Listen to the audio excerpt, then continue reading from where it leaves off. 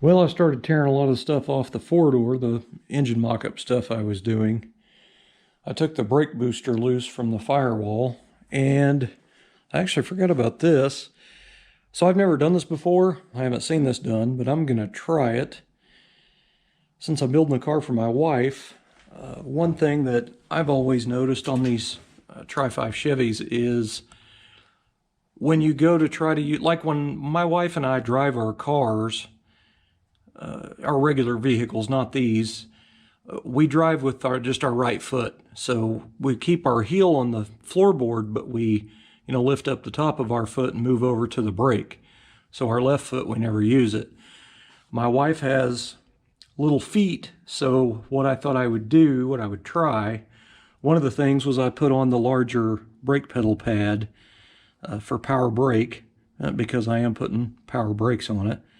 This is original. If you just had manual brakes, you get this little bitty pad, and with her having smaller feet, I thought it'd be kind of nice to have that on there. Just kind of a safety thing, but really it's kind of a, since I put power brakes on it, kind of goes with it anyway, because it says power brake in. I think it's kind of cool.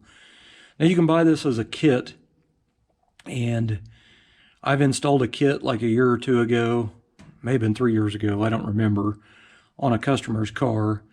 And it just comes with a bracket that comes on the back of it, and you drill a hole in your the metal plate on the brake pedal arm, and then you bolt it on, and it actually sticks out a little bit further, and I didn't like it. What I did on this one is I used the same size plate steel, the same thickness, and I left the original brake pedal pad on there, the metal part, and just added this to it. You can see it from the back where I added to it. I didn't bother finish welding it, because you're not going to see it anyway, but I did grind the front. But anyway, I basically, when I went to put it on there, I moved it down as far as it would go and over, and then filled in the rest with steel and then ground it. So the pedal pad fits on there nice and tight. It's not going to come off unless I pry it off there. But anyway, the thing about these cars is the gas pedal is really kind of far down on the car, and the brake pedal's always up. So usually when you drive the car, you have to lift your foot up pretty high to get on the brake if you're just driving with your right foot, you know what I mean? So what I tried to do on this car, because I've never done this before, and I was going to have to wait until it's put together, was I actually took the accelerator rod, the linkage rod right here, and I stuck it in the vise right here, and I actually bent this part of the rod, up. So it kind of comes down flat here, and then this kind of kicks out a little bit more. What that's going to do is put the pedal out a little bit further. And then the other thing I did was I used some spacers down here underneath here. These are, all they are is 5/16 nylon lock nuts, and I just slipped them on because these are 1/4-inch bolts. I don't have it bolted back down yet. It actually took everything apart, and I was like, hey, I ought to video that. But anyway, I just used some longer 1/4x20 bolts, and I used some 5/16 nylon lock nuts on the back just as spacers because the body has nuts welded to it for these bolts. But anyway, that's going to space like a 1/4 inch maybe, space the pedal up off of it, but it'll also be out a little bit further at the top, so I'm hoping that she'll be able to drive it with just her heel like she normally does. And if it doesn't work out, I may try, spacing it out a little more or something, maybe bending the rod some more, I don't know. You never know until you try something, you know what I mean? But anyway, I'm breaking everything down, and that way I can go ahead and get the cover on it and get it put back outside. I've got this pedal pad pedal assembly all restored. I've got, I put a new grade 8 bolt in the sleeve plate, and then I just painted this. This was all blasted, but I painted this part flat black. I just used some Krylon spray paint, and then I used semi-gloss on the arm, and then I put a new cotter pin in it. Now I have a brand new brake light switch in the package, and I have a brand new pad that goes on here. So there is a pad that goes on here, and sometimes you'll find that they're gone. There's a little square slot right here, and there's a pedal pad that goes in there. You can buy them new. They're not very expensive. But anyway, it just keeps that metal on metal sound from your pedal hitting that bracket right there.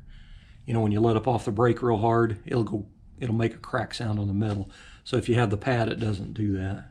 But anyway, so I thought I would video that because, you know, it may work, it may not. Just going to have to get it together and all put together in paint and try it. And if it doesn't work, I have another one of those pedal rods, an extra, you know, in the parts box, one of them pedal arms. So I've got nothing to lose, you know what I mean?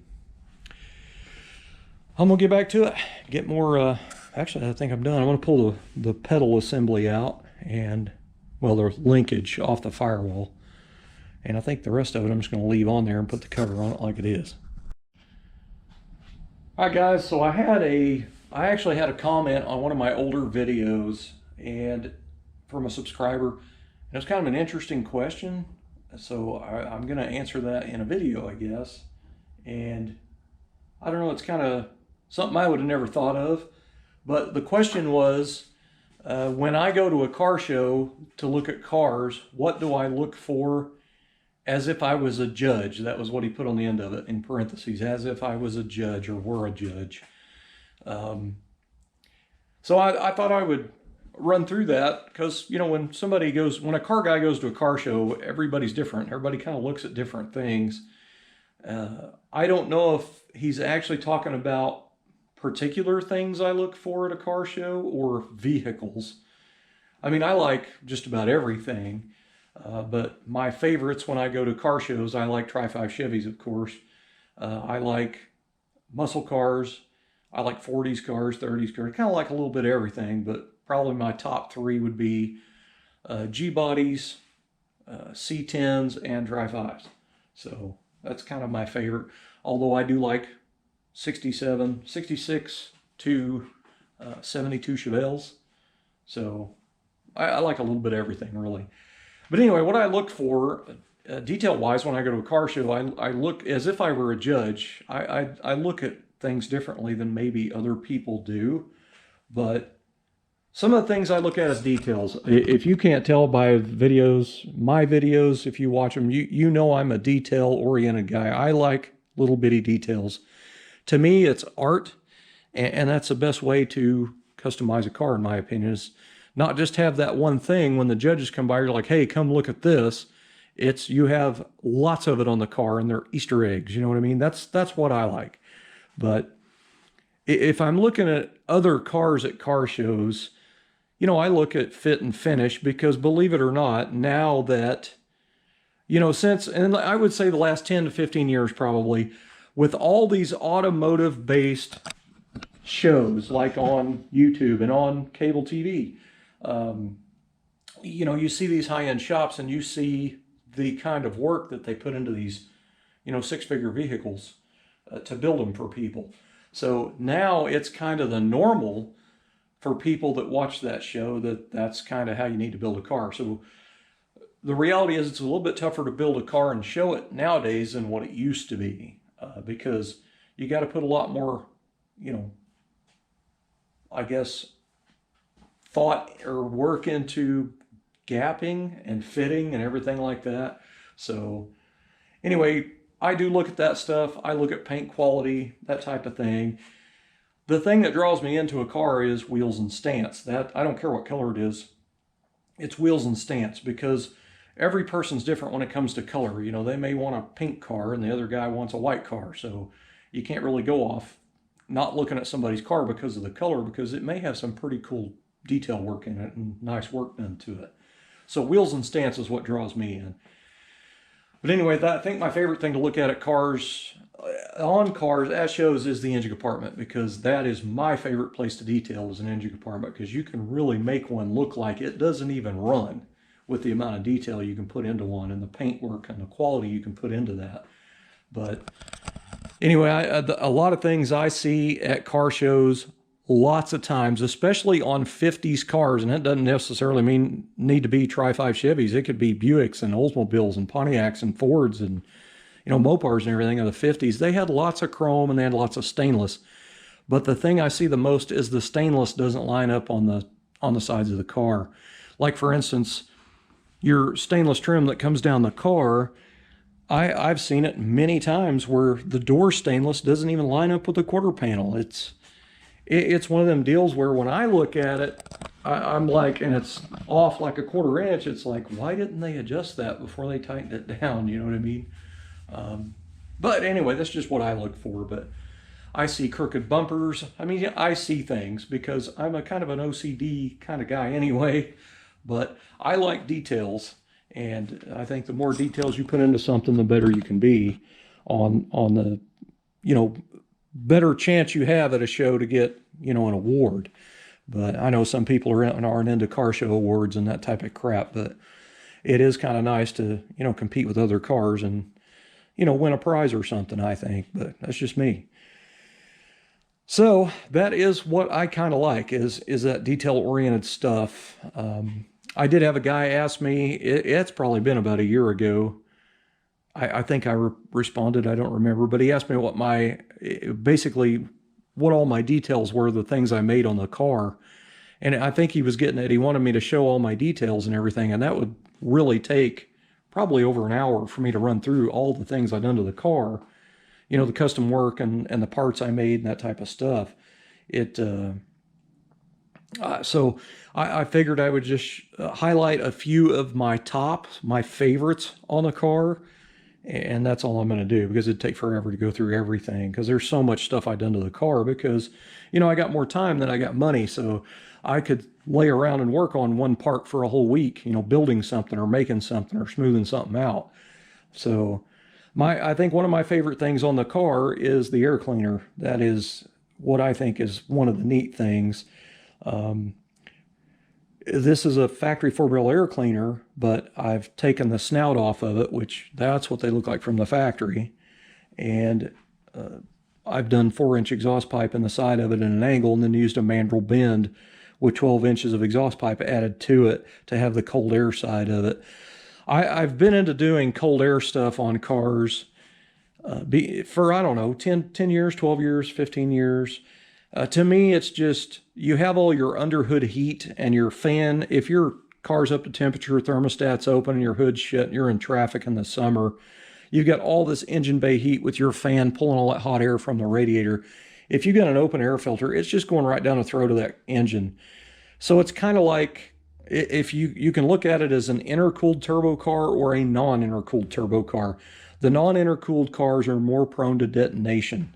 So, when you've got cool air going in, you can kind of run a little bit more timing, you know what I mean? So I like the idea of having the cold air. So I get my filter out here and it's going to pull cooler air than it would, having an open air filter. But anyway, it's a factory air cleaner and I've completely modified it, took the snout off, and I even extended the bead right here with a piece of steel bar. It's actually the same exact width, but it's actually deep right here because there's such a drop. But when I molded it on with weld, I kind of brought it out a little bit. So it kind of makes it look a little wider than it is, but it's not. If you calipered the actual top edge, it's the same. But I inserted a piece here and welded it all the way around. But anyway, so the bead comes down onto the exhaust pipe to give it a little detail instead of just having it, the bead chopped off. And then I put a K&N logo out of a 14-inch chrome air cleaner, cut it out, cut this piece out, butt welded it in, ground it, so it looks like it's embossed in there. But to me, I wanted it to look like it was a part that was bought from K&N, not something that I made in the driveway. You know what I mean? So I think that turned out really, really nice. But anyway, the other thing that I really like, I can't show you because I don't have the hood on the car yet. I did some work to the hood. And, the hood's not painted yet, and I don't have it on the car yet, but the hoods have a peak down the center of the hood, a little raised, line down the hood, a bead rolled in it, which is actually pressed from the factory, but you get what I'm saying. I actually found a crashed hood at an old salvage. It crashed real hard in the front, and it was in their junk pile, and I got the rear section out of the hood, cut it out, and I cut out a section of louver here, and I put that rear section of the hood in here, and then put a little cap in there. And then on the hood itself, that bead, that peak, does not go all the way to the end of the hood. It actually stops like, I don't know, a little ways before the end of it. So I used another little piece off that crashed hood and cut it out and put it in that other hood and capped it. So now my hood peak goes all the way to the windshield stainless. I think that's one of the neat features, that it's so subtle. If you don't know by me telling you that, you'd probably never notice that. Tri-5 guys will know that, 55 guys especially, but I like my Autotronic eye and I like my triple gauge pod. I think that's some of my favorite things, but I've done so much to the car, it's really kind of tough to pick out a few. The Autotronic Eye, I get lots of questions about this. This was an option that you could get on your car, that you could get it on Buick and, Pontiac, Cadillac and all that. It automatically dimmed headlights for oncoming traffic back in 1955, and that actually was available in, I believe, 53 and 4 as well, like in Cadillacs and stuff. So anyway, they were very problematic. People had issues with them. So I turned mine into a shift light. I bought an adjustable tube style shift light, extended the wires, put the dial down inside the glove box, and then put the chipboard out of that. It's a little bitty chipboard. And I've mounted it inside the Autotronic Eye, and then I put a little orange LED in here. It's a little bit smaller, so it's actually, when it lights up, it's not glaring, which I had a guy argue with me. He goes, well, that's going to blind you when that comes on. Well, if you ever had an old school monster attack with a shift light on it, it's aiming right at your face. When those go off, yeah, they do blind you. This one's not that bright. So anyway, I do like the Autotronic Eye I did on here. It's optional equipment, which I tried to put a few optional equipment things on the car. And the triple gauge pod. And that kind of stems from my G-Body days, back when we'd have our Grand National Buicks, our turbo cars. They didn't have boost gauges, and you would have to add on a boost gauge if you wanted to turn your boost up and play a little bit. So we would buy the gauge pods for the A-pillar, and that's kind of where I got that idea from. To me, it's a little safer to look at the A-pillar, when you're driving the vehicle, than it is to look down under the dash or something like that at gauges. So, and I think it just looks cool, because especially the resto mod style I did to the car. But that's some of my favorites. I mean, I have tons of hours in the dash, the firewall, tons of things I made, little brackets and parts and pieces, and there's lots of stuff that's my favorite, you know what I mean? The chassis itself has probably a year's worth of work in it, with all the smoothing and plating and customizing I did on it.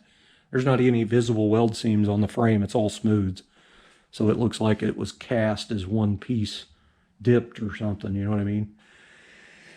But anyway, I thought that was kind of interesting. I will tell you, I looked at a 55 actually on a car show coverage video. I don't remember whose video that was, but it was a 55 at a car show, and it was a fresh build. And I can only assume that on the way to the show, they didn't get the bolts tight on the rear bumper, and the bumper actually kind of fell down in the back. But the guy was polishing it up, and the owner, and the camera guy walked around the back of the car, and that rear bumper was sagging way down at the back, and this was sticking up in the air. These have a style line, a bead rolled into the quarterback here, and that's what that bumper is supposed to follow. And that thing was sticking up in the air. I would be surprised if it didn't chip any paint back there, but I don't know if he just stuck that bumper up there and called it a day, or the bolts were loose on the way to the show and he had a bunch of bumps and it fell down maybe. I don't know. I do see bumper ends sticking up a lot at shows. Like one bumper will, the corner where it wraps around, one will be up, maybe the other side will be down. You kind of got to twist and tweak on these, especially these smoothie one pieces. These aren't going to be perfectly flat. You're going to have to do some tweaking on them to get them to fit. But door gaps is something that I look at, and you see all kinds of stuff, but I think the biggest thing that I notice is the stainless trim. I think that's probably, if I had a pet peeve, if I was a judge, that would be, what I looked at. Like if you got like a 56 or 57 Chevy 210 or Bel Air, they have stainless trim that goes from the tail light to the headlight, so they got trim that goes all the way down. And if you got one piece on the door, up or down further than the rest of it, when you're standing off from the car, it's, to me, it would bother me, I tell you. But, some people, they don't mind. But anyway, he asked, and that's my thing. But kind of an odd question. I really kind of didn't know how to answer that, because if one of you guys have a piece of stainless on your car that's crooked, now you're probably upset with me. But I'm not trying to be that way. He just asked, but I'd love to be a car show judge. I've never been. Never been a car show judge. I do enjoy cars. This is all I eat, sleep, and breathe is old cars. And it's not just Tri-5 Chevys. I love all old cars, but I'm kind of more into the resto mod stuff. I like original, but I like them to have a little bit of custom work done to them. So the last few vehicles I've built, I've kind of played off of originality and, modified a little bit. Now, my personal taste, I like a bigger wheel and a lowered vehicle. That's just my taste. It's been that way since I started building cars back in the 90s. Actually, in high school, late 80s. I had a Monte Carlo and I lowered it. So anyway, that's just my thing. But that is kind of an interesting question, to say the least. That's really interesting. But that's pretty much it. That's about all I'm going to cover, because if I went through everything on the car, it'd take forever. And I don't want to waste you guys' time, because I do that enough. You know what I mean? Thanks for watching.